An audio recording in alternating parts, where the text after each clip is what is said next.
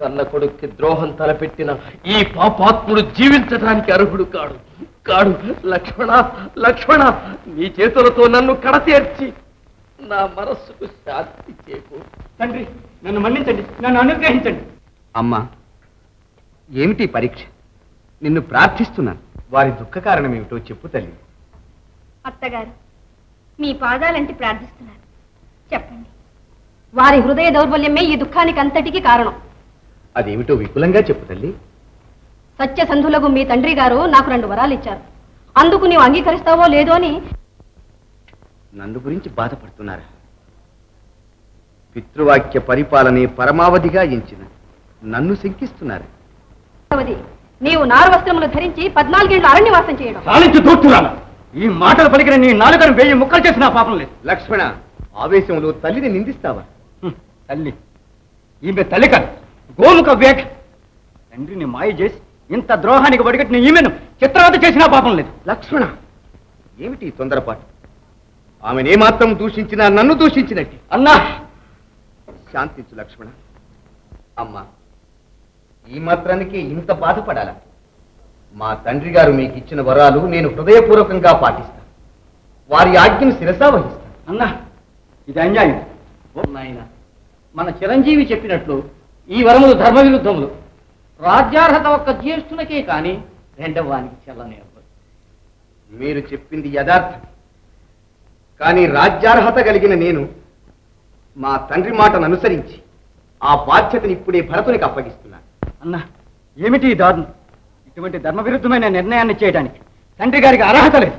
లక్ష్మణ, ధర్మాధర్మాలు ఆలోచించే నేను ఈ నిశ్చయానికి వచ్చాను.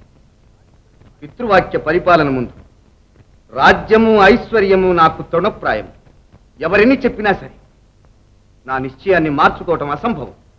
సుమంత్ర, మీరు ఇప్పుడే భరతుని రావించి పట్టాభిషేకానికి తగిన ఏర్పాట్లు చేయించు. నేను ఈ దినమే అరణ్యానికి వెడుతున్నా.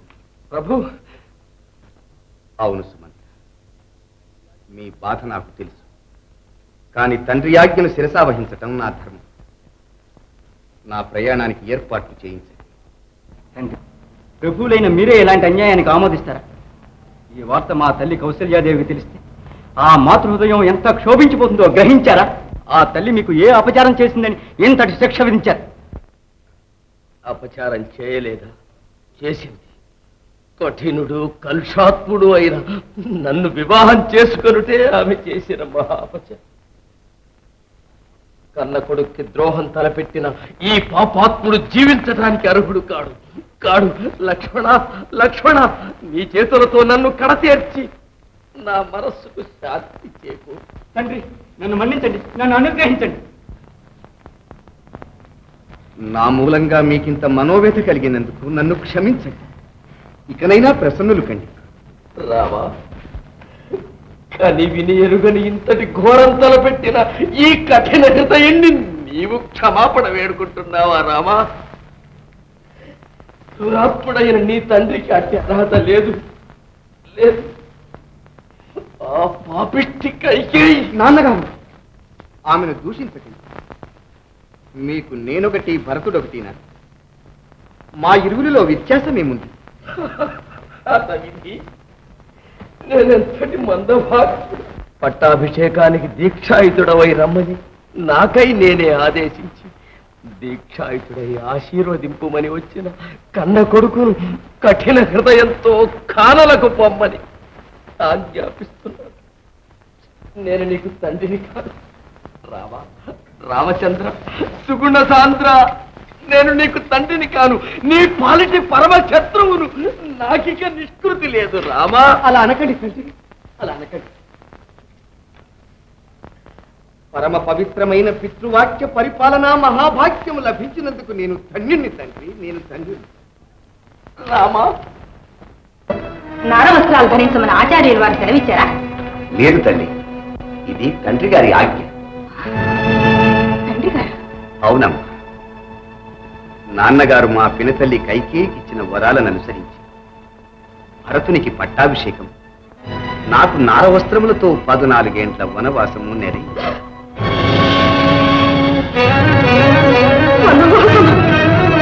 అమ్మా,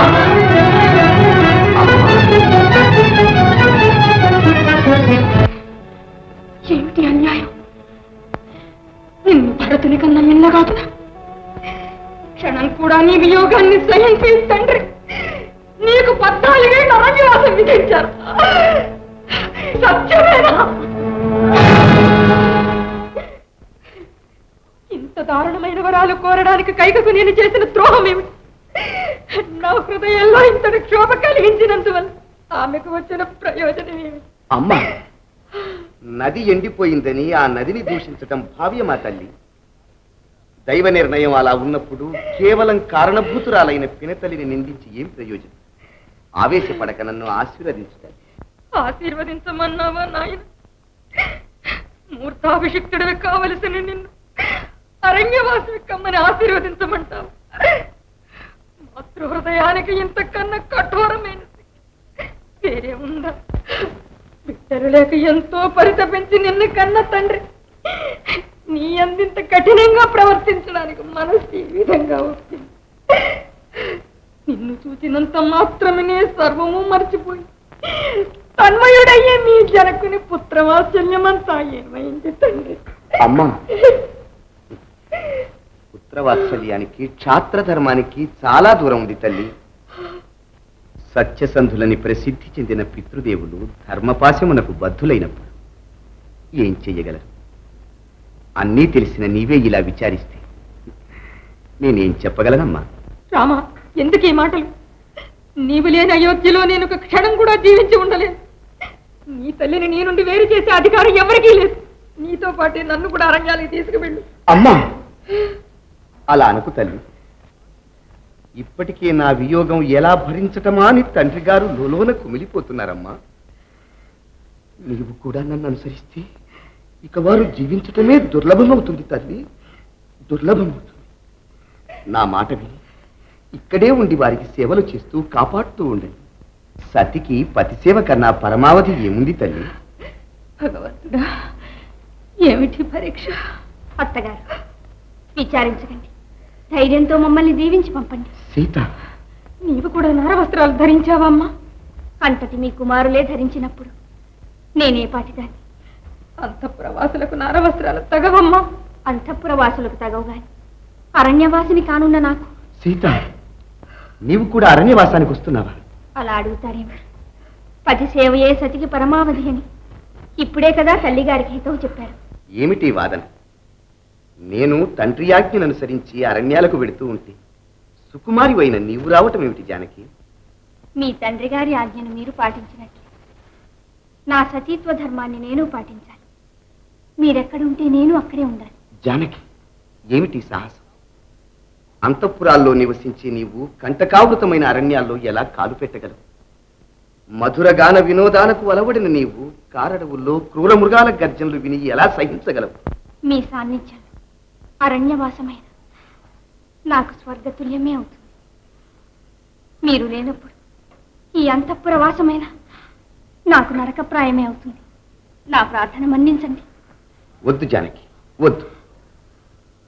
ప్రమాదకరమైన నీ కోరికను నేను నచ్చలేదు.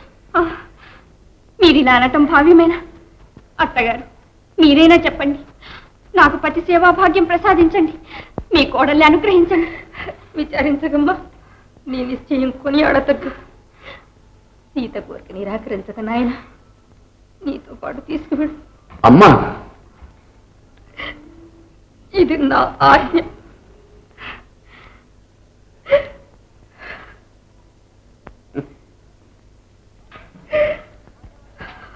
లక్ష్మణ, మీ అన్నతో కూడా అరణ్యాలకు వెళ్ళి సేవలు చేయాలనే సంకల్పం నాకెంతో సంతోషం. కానీ ఊర్మిళ స్థితిని తలుచుకుంటే హృదయం కరిగిపోతుంది. నీ నిశ్చయాన్ని వినది మొదలు ఆ బిడ్డ తల్లడిల్లిపోతుంది నాయన. ఊర్మిళ నన్నలకు వస్తే అన్నగారికి నే చేసే సేవలకు అంతరాయం కలుగుతుంది. ఈ విషయాలన్నీ నచ్చజెప్పి ఊర్మిళను సమ్మతింపజేశాను. ఇక ఉన్నదంతా అన్నగారి ఆమోదాన్ని పొందటమే. అది నీ వల్లనే కావాలి. భయపడకు లక్ష్మణ, మీ అన్నతో నేనే చెప్పి ఒప్పిస్తాను. అమ్మా, అదిగో సమయానికి వస్తున్నాడు. అమ్మా, రామ, మీకెంతటి దురవస్థ వచ్చింది నాయన? విధికృతాన్ని ఎవరు తప్పించగలరమ్మా? అమ్మ జానకి, అంతఃపురాన్ని అంధకారం చేసి నువ్వు కూడా అరణ్యాలకు వెళ్తున్నావా అమ్మ? అలా అనకండి. రామ, లక్ష్మణ్ని కూడా నీతో తీసుకువెళ్ళాయన. అమ్మా, అవును నాయన, నీ కష్టానికి సుఖానికి చేదోడుగా ఉంటాడు. లక్ష్మణ, అమ్మా, ఆ భయంకరము అరణ్యాలను అన్నను వదనను అనుక్షణము కాపాడుతుంది నాయన. అలాగేనమ్మా. లక్ష్మణ, నీవు అడిగితే నేను అంగీకరించనని తల్లి చేత చెప్పించావు కదూ. మన్నించాను. లక్ష్మణ, నిర్మలమైన నీ భాతృవాత్సల్యం నేను ఎరుగనిది కాదు. కానీ మా కొరకు అమాయకురాలైన ఊర్మిళ జీవితం దుఃఖభాజనం చేయటం మంచిది కాదు నాయన. అవును ప్రభు, దుర్భరమైన దీర్ఘ వియోగానికి మా చెల్లెల్ని గురి చేయటం ఎంత మాత్రం భావ్యం కాదు. అక్క, అలా అనకండి. నా మాట మన్నించి వారు మిమ్మల్ని అనుసరించడానికి అనుమతించండి. చెల్లి, అవునక్క, మీ సేవా భాగ్యం కన్నా మాకు కావలసిందే ఉంది. వారి అభిష్టాన్ని నెరవేర్చండి. చెల్లి, నీ త్యాగం శ్లాఘనీయమైనది.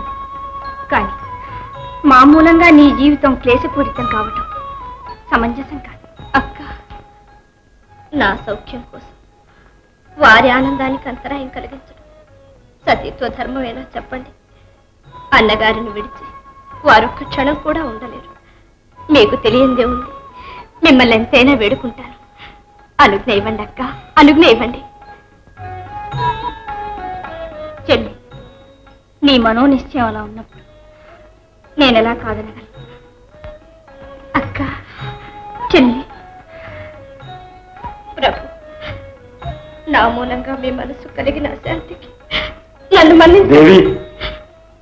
నా గురించి విచారించకండి ప్రభు. వాళ్ళు వస్తున్నారు. ఎవరే? ఇంకెవరు? ఆ కౌశల్యదేవి గారి కొడుకు, కోడలను. జానకి కూడా జనక మహారాజు కూతురు కాదు. అంతకన్నా 10 ఆకులు ఎక్కువే చదివింది. అదిగో వస్తున్నట్టున్నారు.